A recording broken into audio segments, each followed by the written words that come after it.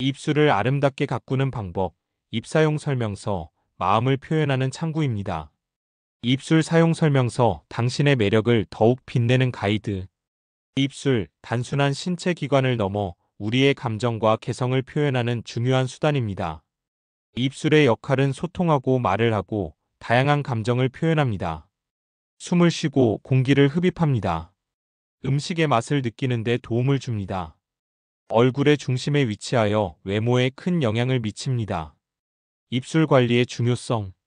건강하고 아름다운 입술은 자신감을 높여주고 첫인상을 좋게 만들 수 있습니다.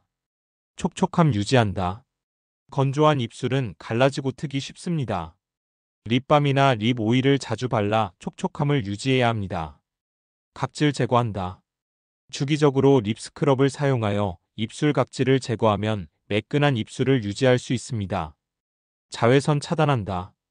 립밤이나 립스틱에 자외선 차단 기능이 있는 제품을 사용하여 입술을 보호해야 합니다. 물을 충분히 마셔 입술이 건조해지는 것을 예방합니다. 입사용 설명서, 마음을 표현하는 창구.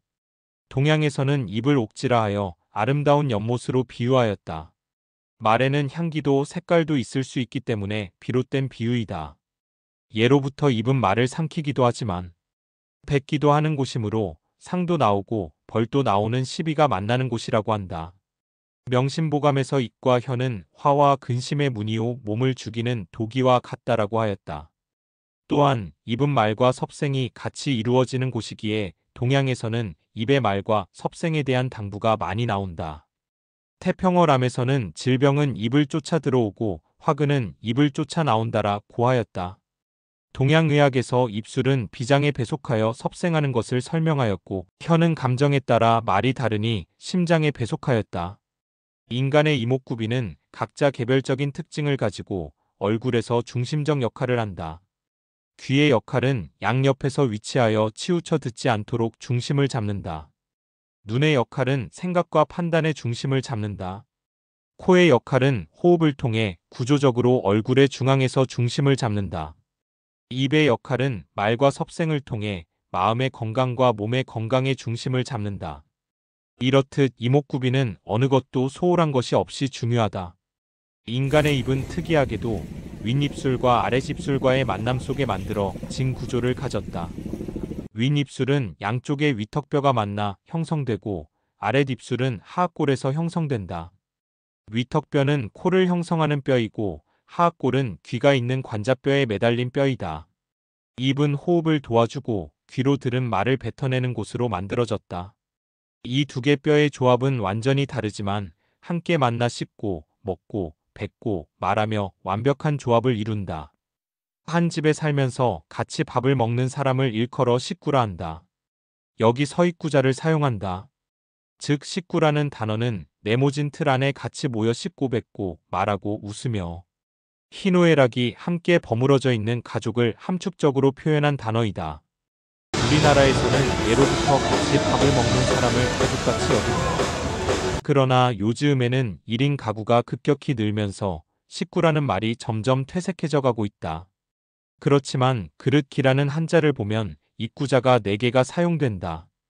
흡사 가족들이 모여있는 모습과도 같다. 생각하기에는 그릇은 무언가를 담는 용기를 가리키는 것처럼 입구자가 여러 개 있는 그릇기는 인체 안에서 여러 가지의 소화기관이 담겨있는 형상으로 보인다. 입은 구강이라고 표현한다.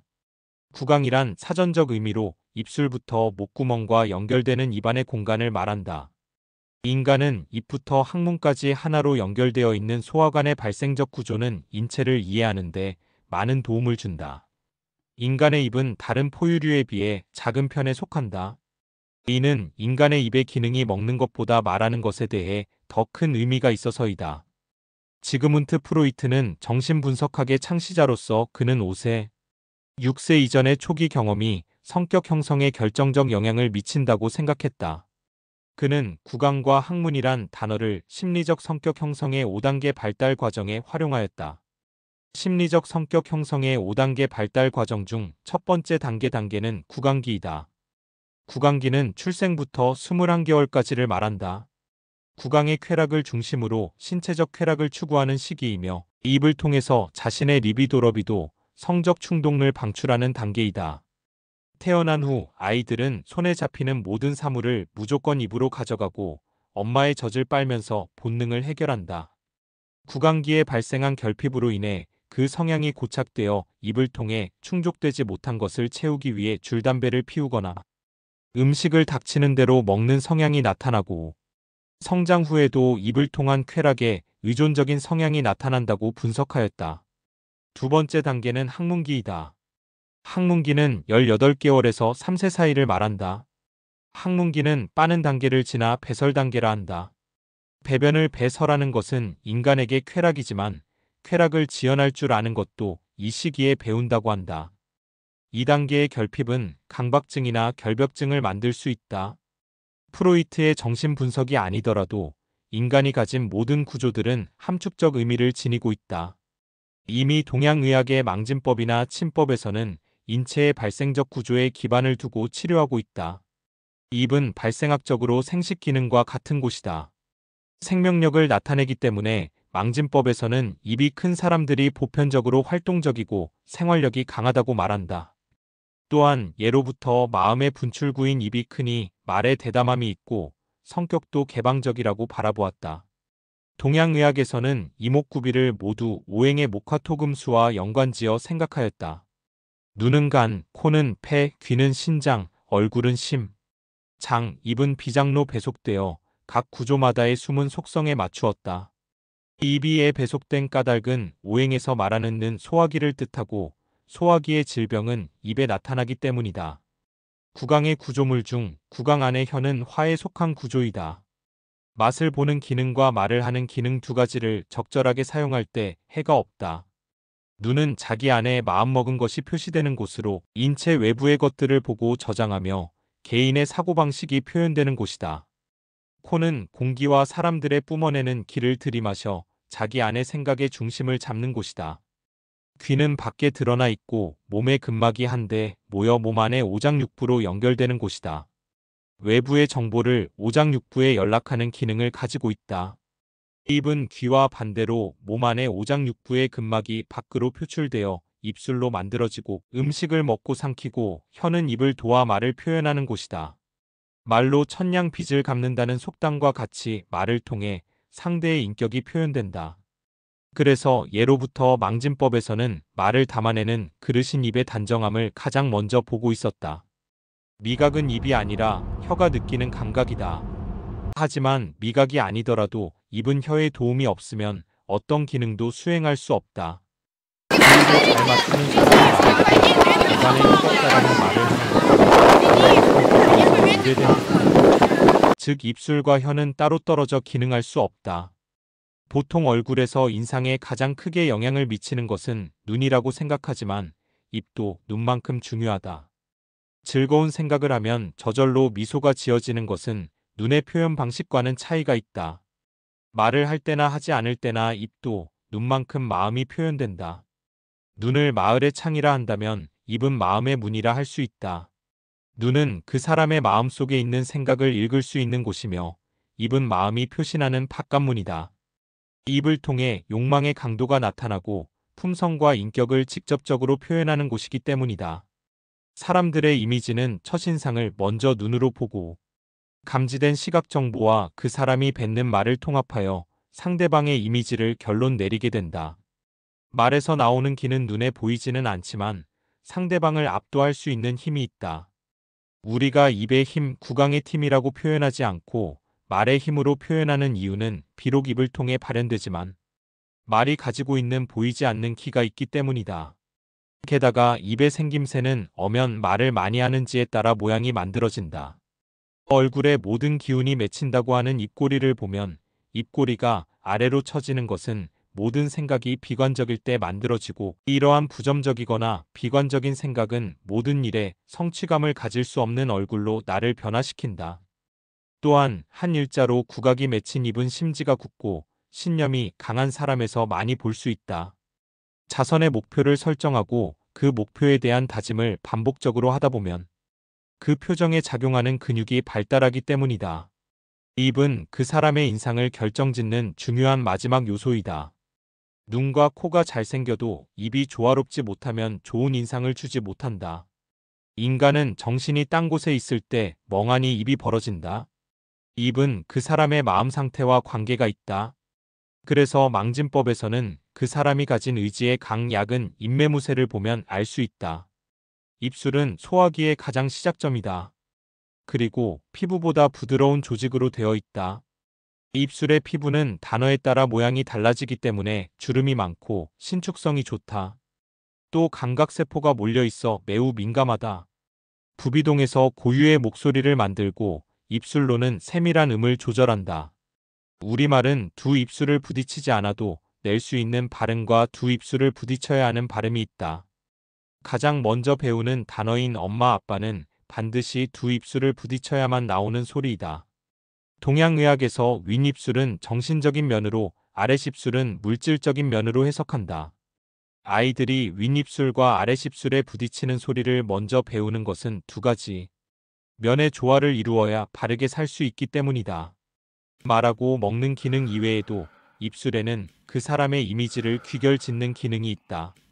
또한 입술은 소화기를 대표하는 기관이다. 입술부터 항문까지 하나의 관으로 연결되어 있기 때문에 입술의 점막은 위장의 점막의 연장선에 있는 기관으로 볼 수 있다.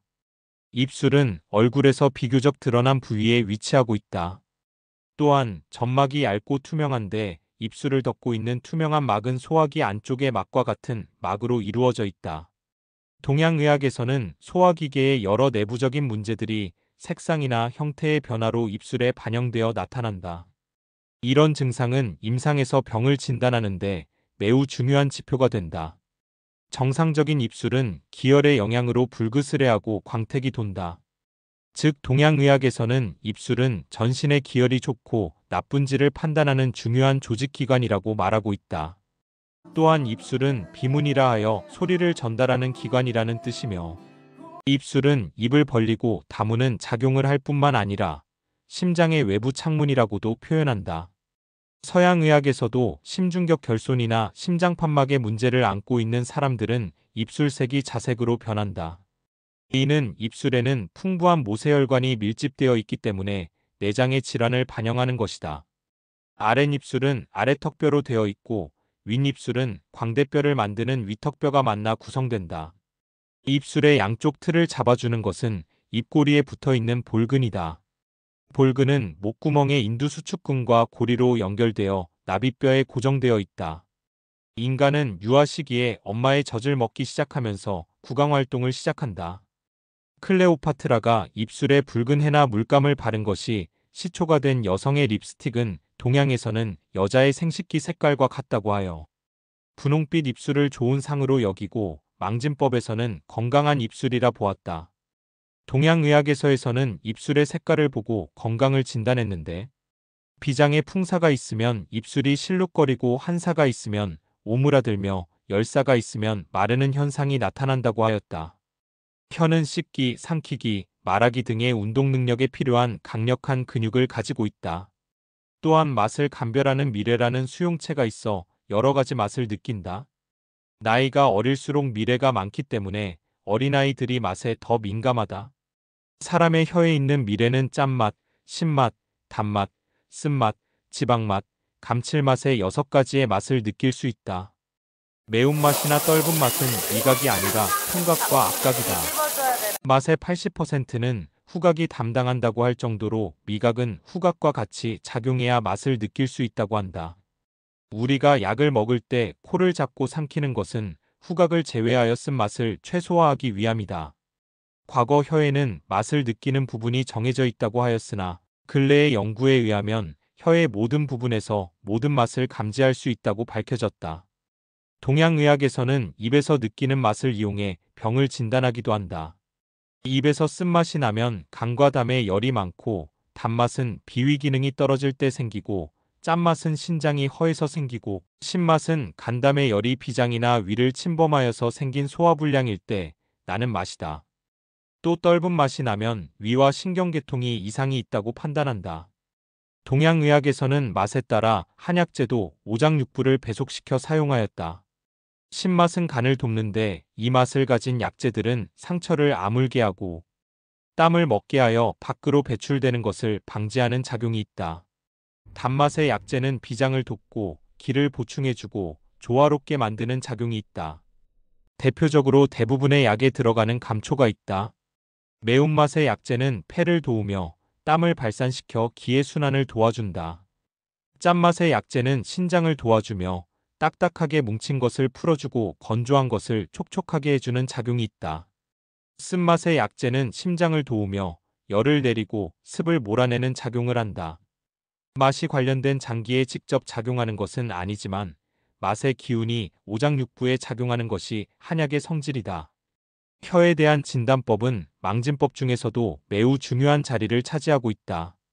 동양의학에서는 불가사의한 법이라 하여 묘법이라고 전해져 내려오고 있는데 혀의 망진법이 그만큼 정확하다는 것을 간접적으로 표현하는 말이다. 망진법을 통해 혀에 대한 진단을 하면 혀의 변화를 각별히 주의하여 살핀다. 왜냐하면 혀의 상태는 질환을 진단하고 병세를 관찰하고 치료 방법을 결정하고 병 상태를 추측하는데 매우 중요한 지표가 되기 때문이다. 또한 혀의 질을 분석하여 오장의 허실을 감별할 수 있다.